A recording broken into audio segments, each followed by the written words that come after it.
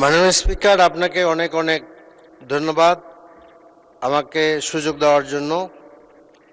আমি শ্রদ্ধাভরে স্মরণ করছি জুলাইয়ের সকল শহীদদের কথা। আলাদাভাবে কেউ নাম উল্লেখ করতে চাই না।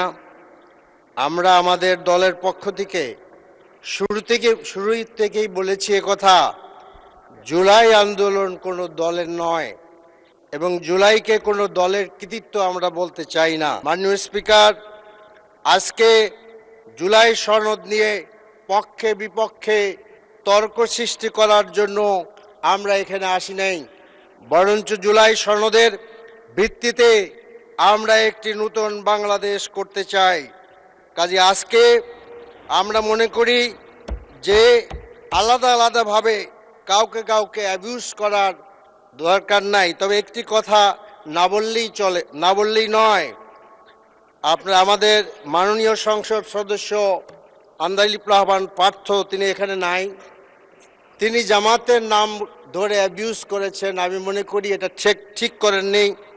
এটা সংসদের কার্যবিবরণী থেকে এটা বাদ দেওয়া হোক, মাননীয় স্পিকার, স্পন্স করা হোক।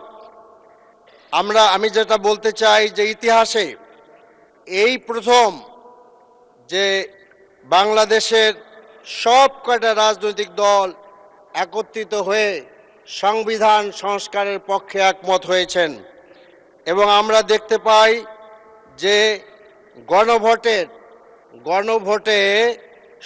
প্রায় 70% লোক এই সংস্কারের পক্ষে মত দিয়েছেন। মাননীয় স্পিকার, আজকের এই গণভোটটা আজকে নতুন নয়। জিয়াউর রহমানের সময়ও একটা গণভোট অনুষ্ঠিত হয়েছিল, সেদিকে আমি যাচ্ছি না। কাজে আজকে জন আকাঙ্ক্ষার সবচেয়ে বড় ক্লিয়ার মেসেজ হলো যে আজকে আমরা নতুন একটি সংবিধান, নতুন একটি বাংলাদেশ আমরা করতে চাই। মাননীয় স্পিকার, আমি আশা করি যে আমাদের এই যে 13তম জাতীয় সংসদ, এই জাতীয় সংসদ এদেশের মানুষের আশা আকাঙ্ক্ষাকে অবশ্যই বাস্তবে রূপ দিবেন। আন্দালিব রহমান পার্থ মাননীয় সংসদ সদস্য, তিনি বলেছেন আমরা কেন বিপ্লবী সরকার গঠন করলাম না। বিপ্লবী সরকার সম্পর্কে আমাদের ছাত্রদের বক্তব্য আছে, হাসানাত হয়তো সময় থাকতে বলতে পারত।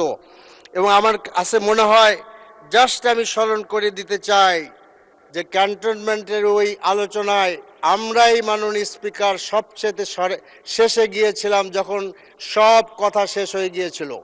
মাননীয় স্পিকার, আমাদের মাননীয় আমির সেই দিন রাষ্ট্রপতি ভবনে, বঙ্গভবনে তিনি বেগম জিয়ার মুক্তির ব্যাপারে তাৎক্ষণিক সিদ্ধান্ত দেওয়ার জন্য চাপ দিয়েছিলেন, সে কথা ইতিহাসে লেখা আছে।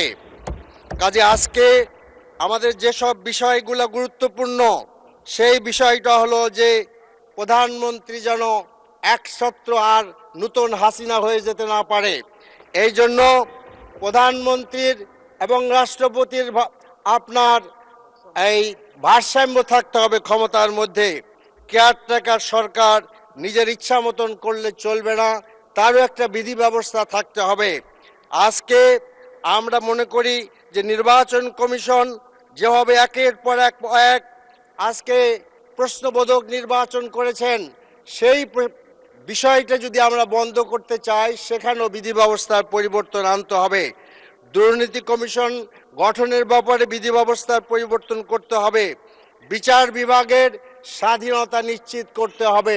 বিচার বিভাগ যেন আর ওই আপনার দলকানা লোকের দ্বারা গঠিত না হয়। কাজে আমি মনে করি যে এখানে আজকে বিতর্ক। ধন্যবাদ মাননীয় সদস্য। ওকে, 1 মিনিট বলেন, 1 মিনিটে শেষ করেন। জি অবশ্যই করব। যে আমি বলছিলাম যে আমি অনেক কথাই বলা যায়, কোনো কথাই বলতে চাই না।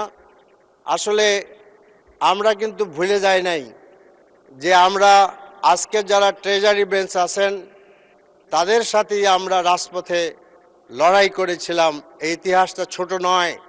সরকার গঠন করতে তাদের আমরা সমর্থন দিয়েছিলাম নিঃস্বার্থভাবে, সেই ইতিহাসটা ভুল নয়। রাস্তায় বেগম জিয়ার সাথে আমি নিজে হেঁটেছি মাননীয় স্পিকার, সে কথা আজকে ভুলে যায় নাই। কাজেই জনগণের যে লেখা, দেওয়ালের যে লেখা, এই আন্দোলনের যে আশা আকাঙ্ক্ষা, সেটা পূরণ করার আসলে তর্কের বিষয় নয়।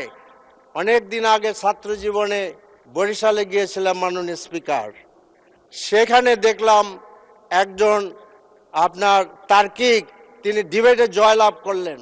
সবাই আমাকে ধরলো যে ওনাকে